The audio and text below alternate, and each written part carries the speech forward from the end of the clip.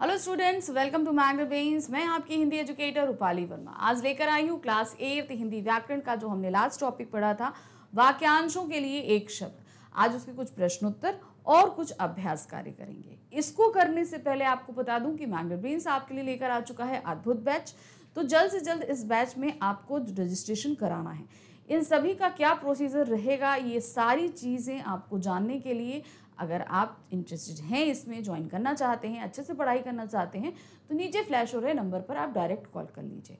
और जितना भी आप सब कुछ जानना चाहते हैं, फटाफट आपको सारी इन्फॉर्मेशन मिल जाएगी। इसके अलावा नीचे डिस्क्रिप्शन बॉक्स में भी आपको एक लिंक दिया गया है। उस लिंक को क्लिक करेंगे तो उसमें एक फॉर्म है।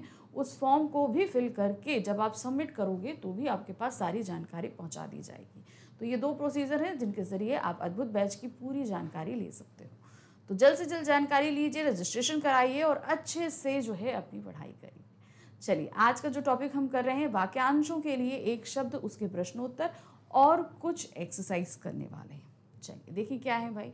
सबसे पहला प्रश्न है, वाक्यांशों के लिए एक शब्द से आप क्या समझते हैं, उदाहरण सहित बताइए। कभी कभी क्या होता है, हम बोलने के लिए बहुत सारे शब्दों का इस्तेमाल करते हैं, तो ये वाक्यांश हमें क्या है, इतने सारे शब्दों को बोलने यानी कि इस्तेमाल करने से बचाता है। जैसे कि हम बोलते हैं क्या है, पड़ोस में रहने वाला। तो पड़ोस में रहने वाले के लिए हम क्या बोल देते हैं, पड़ोसी या प्रतिवेशी। हम इस तरीके से शब्द इस्तेमाल कर सकते हैं। तो पड़ोस में रहने वाला इतना लंबा छोड़कर हम क्या सिर्फ एक शब्द में हम आ गए। उसी तरीके से जो है, जो जिसकी बहुत ज़्यादा इच्छा हो, कोई चीज़ पाने की इच्छा हो, तो उसको हम क्या बोलते हैं, महत्वाकांक्षी। अब हम बोलेंगे तुम्हारी इच्छाएं बहुत ऊंची हैं, तो हम क्या बोलेंगे, तुम बहुत महत्वाकांक्षी हो, है ना। तो इतने सारे शब्दों को वो कम करके बता देता है। यही होते हैं वाक्यांशों के लिए एक शब्द। जिस शब्द के अंतर्गत संपूर्ण वाक्यांश का अर्थ समाहित हो। वाक्यांश मतलब जो वाक्य हम बोल रहे हैं उसका एक अंश समाहित हो। पूरा वाक्य का मतलब नहीं होता है। क्या बोलते हैं, जैसे हमने बोला पड़ोस में रहने वाले शर्मा जी आज जो है दुकान जाने वाले हैं, हम भी सामान मंगा लेते हैं। हम ऐसा अगर हम बोलेंगे तो हम सिंपल बोल देंगे, पड़ोसी शर्मा जी जो हैं वो आज बाजार जाने वाले हैं। इस तरीके से बोलेंगे ना। तो यहाँ पर सिर्फ पड़ोसी या पड़ोस में रहने वाले उतने वाक्यांश के अंश को ही हम शॉर्ट कर रहे हैं। हम पूरे वाक्य को शॉर्ट नहीं कर रहे हैं। हम क्या कर रहे हैं, सिर्फ पड़ोस में रहने वाला जो वाक्यांश है उतने को हम शॉर्ट करके पड़ोसी कर रहे हैं। तो इसलिए इसको क्या बोला गया, वाक्यांश का अर्थ समाहित हो एक शब्द में। इन शब्दों के द्वारा वाक्य में नवीनता एवं संक्षिप्तता आ जाती है। तो इन वाक्यांशों के लिए जो एक शब्द हम इस्तेमाल करते हैं, एक तो ये थोड़ा नयापन लेकर आते हैं। जो हम रूटीन में जिन वाक्यों को इस्तेमाल करते हैं उनमें वो नवीनता भी लाता है, और दूसरा वाक्य छोटे भी हो जाते हैं। इन शब्दों की रचना प्रायः समास, प्रत्यय एवं उपसर्ग के आधार पर की जाती है। इस प्रकार हम अपने विचार कम से कम शब्दों में प्रकट कर सकते हैं। तो इस तरीके से क्या है, हम कम से कम शब्दों में अपने विचारों को, अपने थॉट्स को जो है वो व्यक्त कर सकते हैं। अब इसकी परिभाषा देखिए क्या है। पूरे वाक्यांश का अर्थ एक शब्द में समाहित होता है, उसे वाक्यांशों के लिए एक शब्द कहते हैं।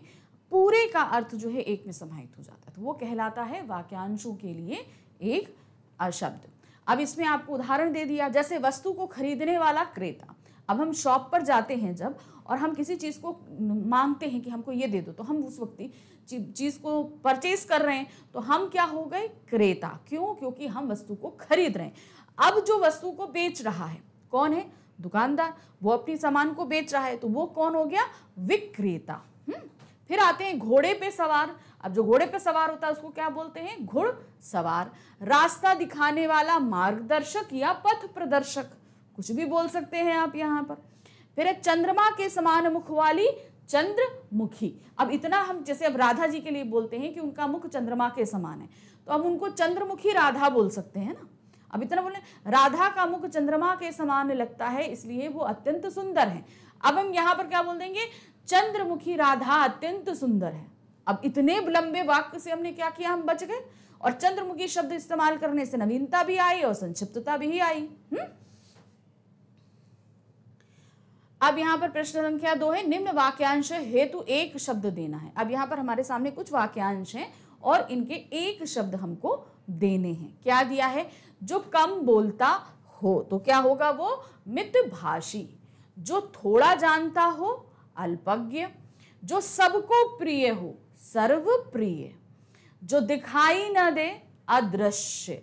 आप इसके लिए अदृश्य आप इस्तेमाल कर सकते हैं, जो दिखाई ना दे अप्रत्यक्ष या परोक्ष। फिर आते हैं अपनी हत्या स्वयं करने वाला, तो वो कौन हो जाएगा? आत्मघाती। जो कम खर्च करता हो वो कौन होगा? मितव्ययी। जिसमें कोई विकार ना हो निर्विकार, क्या हो जाएगा? निर्विकार। दुष्ट बुद्धि वाला, तो वो क्या होगा? कुटिल। दुष्ट, जिसकी बुद्धि बहुत ही ज्यादा दुष्ट हो उसको कहते हैं कुटिल। जो गिना ना जा सके वो क्या होगा? अनगिनत। जो गिना ना जा सके अनगिनत। जिसमें संदेह ना हो निसंदेह। अनुकरण करने वाला अनुकरणीय। उपकार मानने वाला कृतज्ञ। उपकार ना मानने वाला कृतधन। जिसमें कोई रस ना हो नीरस। साथ में काम करने वाला, जो साथ में काम करता है उसे क्या बोलते हैं हम? सहकर्मी। जिसे लज्जा ना आती हो निर्लज्ज। मीठा बोलने वाला, जो मीठा बोलता है, बहुत ज्यादा मीठा बोलेगा, उसको क्या बोलते हैं हम? मृदुभाषी। कम बोलने वाला मितभाषी, मीठा बोलने वाला मृदुभाषी। फर्क नहीं जानिएगा इसमें। फिर है देखने योग्य, जो देखने वाला हो, देखने योग्य हो दर्शनीय। जिसकी बहुत ऊंची इच्छाएं हो, जिसकी इच्छाएं बहुत ऊंची हो वो क्या होगा? महत्वाकांक्षी। नेक्स्ट क्वेश्चन है निम्न शब्द हेतु अनेक शब्द दें। अब यहां पर हमें क्या है? दे दिया गया है। अब इसके आगे क्या होगा? जैसे नभ में नभचर, तो इसके लिए क्या होगा? नभ यानी आकाश में विचरण करने वाला। अब हमको दे दिया गया, इसका हमें पूरा वाक्यांश लिखना है। फिर है अप्रत्यक्ष, जो दिखाई ना देता हो। अपव्ययी, जो धन को व्यर्थ में खर्च करता हो। आस्तिक, जो ईश्वर में विश्वास रखता हो। विदुर, जिसकी पत्नी मर गई हो। निरामिष, उसके लिए क्या बोलेंगे? जो आमिष यानी मांस खाता हो। अब निरामिष के लिए होगा जो आमिष खाता है, मांसाहारी के लिए होगा जो मांस खाता है। तो निरामिष का हो जाएगा आपका जो आमिष नहीं खाता हो, आपको हो जाएगा एक तरीके से ये शाकाहारी, ठीक है। अगर आपको आमिष बोल दिया जाएगा तो क्या होगा? जो मांस खाता है वो मांसाहारी भी कहा जाएगा और आमिष भी कहा जाएगा। सर्वप्रिय, सर्वप्रिय क्या होगा? जो सबको प्रिय हो। अज्ञ, जो कुछ नहीं जानता हो।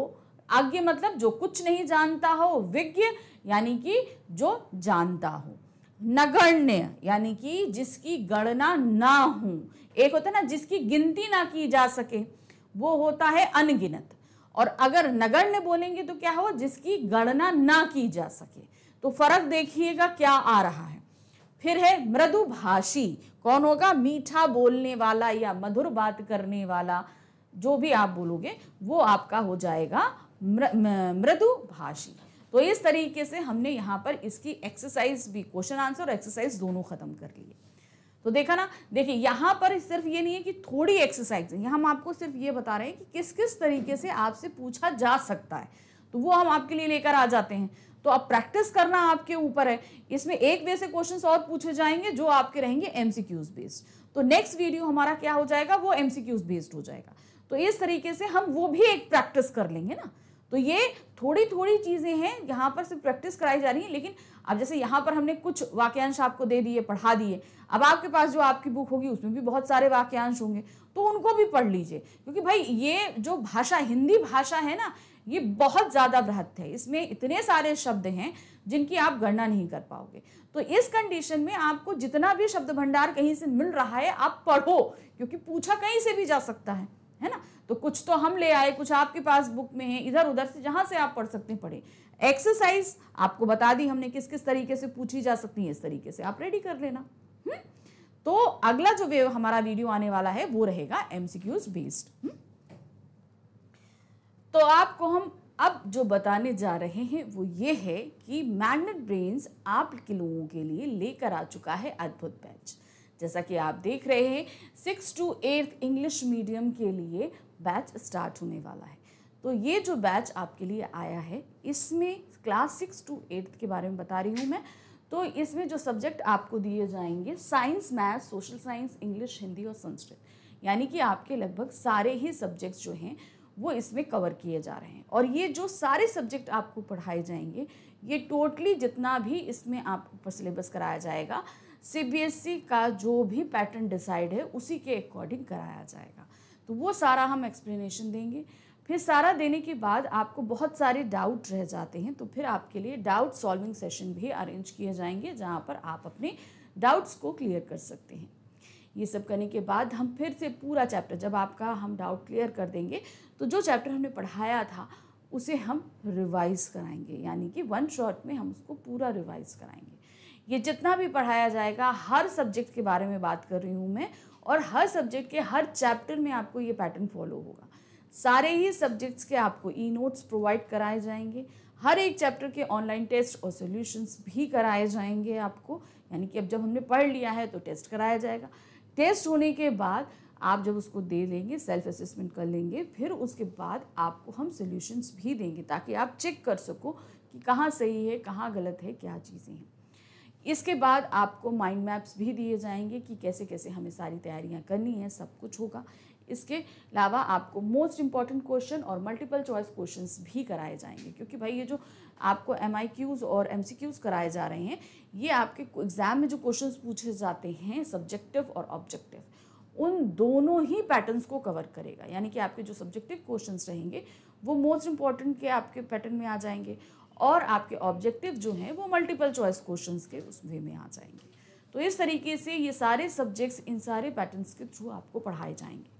हाँ, अगर आप अभी ये पैकेज सारा बात जो मैं कर रही हूँ अगर अभी लेते हैं तो इसमें अभी राइट नाउ 50% डिस्काउंट चल रहा है, तो फटाफट करिए 50% डिस्काउंट। और हाँ, अगर आपने इसमें मैग्नेट 10 जो है कूपन अप्लाई कर दिया तो आपको एडिशनल 10% का डिस्काउंट और मिलेगा, तो यानी कि 50 + 10 आपको 60% का डिस्काउंट मिल रहा है।